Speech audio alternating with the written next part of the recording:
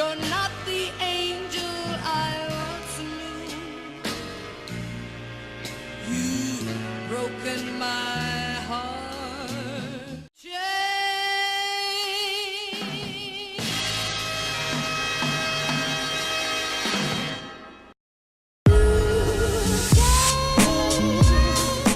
Welcome back, guys. We are the Late Night Ballers. How are you guys doing?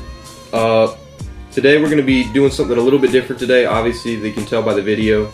We've decided to actually shoot our own games that we play. We thought it'd be a lot of fun. We always enjoy getting out, playing some games throughout the week when everybody has time. We decided to film a little bit today, and we're just going to be doing a little talking about the recent NBA news over it. So let us know if you guys like this setup. We really enjoyed making a video like this, so just let us know what you think. So we're just going to go ahead and get started. Getting into it, we're going to talk about specifically the Paul George trade to OKC and the Gordan Hayward acquisition by the Boston Celtics. I think we're going to start off with the Paul George trade first. So Connor, what did you think about the Paul George trade? And are the OKC Thunder better for the trade? I think that OKC made a really good trade getting this because a lot of better teams were going after Paul George. We heard that Celtics were going after Paul George. We heard that the Cavs were going after Paul George. But it was a good steal by OKC to get themselves another great player to pair with Russell Westbrook. And I think the Thunder did a great job giving as little as possible for that player. They only gave up Victor Oladipo, who did average close to 16 points per game last season. And they gave Domantas Sabonis, who averaged close to 6 points per game last season.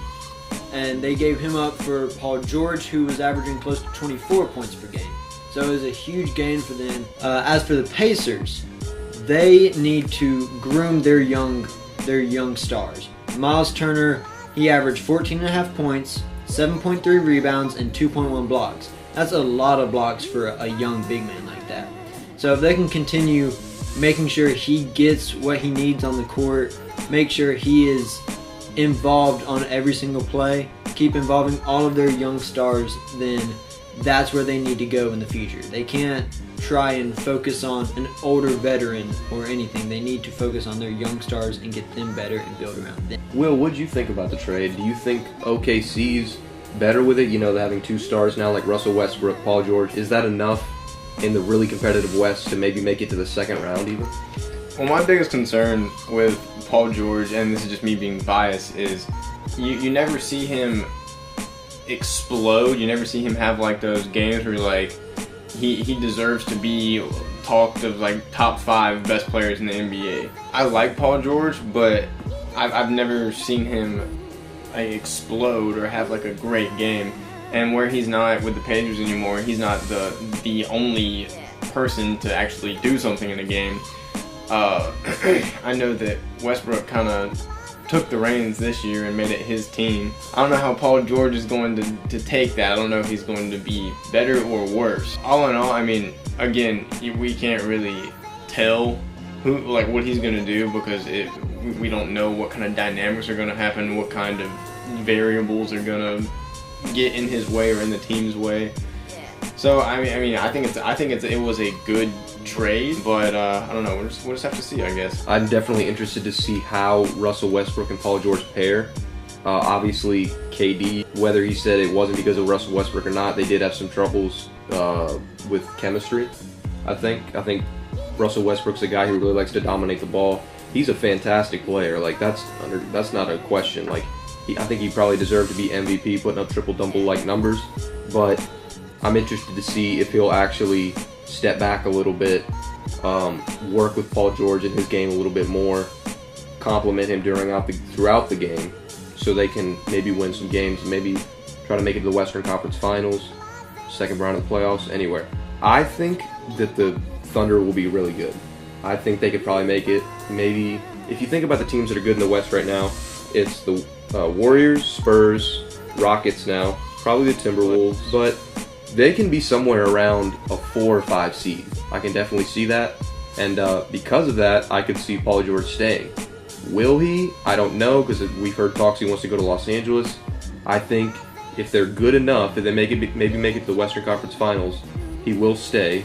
but maybe if he gets assurances from guys like LeBron James, other big stars to go to LA, he could leave too.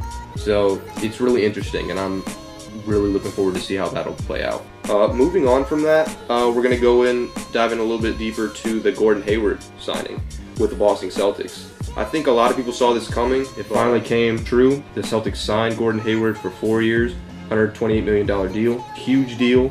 Celtics are probably going to have to cut some of the great players. We already saw that. They cut guys like Kelly Olynyk. They had to move guys like Avery Bradley, who has had a contract year coming up that we're going to have to pay him.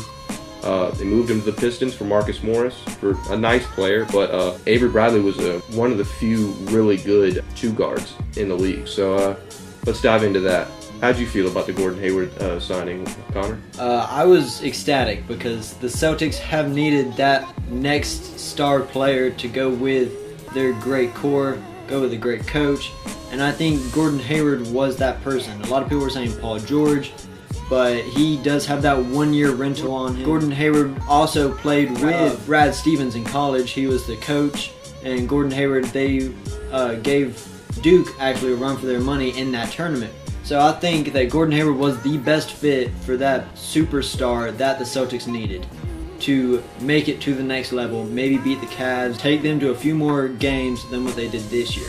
They did have to get rid of a whole lot of younger potential people, and Avery Bradley, Kelly Olynyk got signed by the Heat. I know that the Celtics, there's lots of sources that say that the Celtics could have gotten Paul George in a trade, but they would rather have waited and signed Gordan Hayward instead of trading some assets for Paul George.